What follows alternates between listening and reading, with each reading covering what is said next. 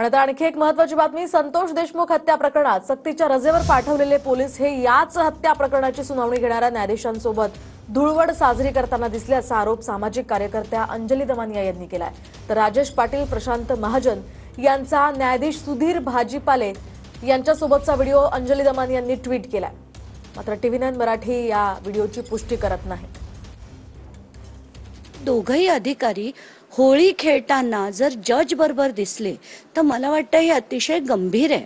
कारण आताची सुनावणी जी आहे ती लोकांचा प्रचंड विश्वास आहे की जरी तिथे खूप खूप प्रमाणात पोलिसांची दिरंगाई झाली असेल तरी न्यायाची भूमिका निभावेल अशी जी अपेक्षा लोकांची आहे।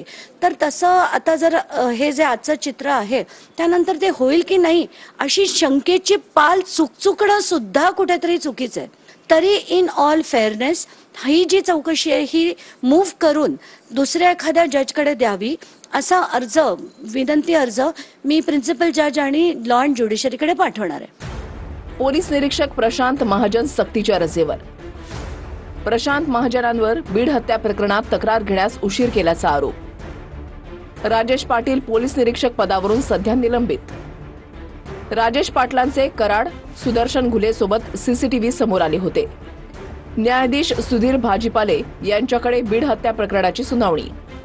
प्रशांत महाजन, राजेश पाटील, सुधीर भाजीपालेंचे धुळवडीचे फोटो दमानियांकडून ट्विट करण्यात आलेत।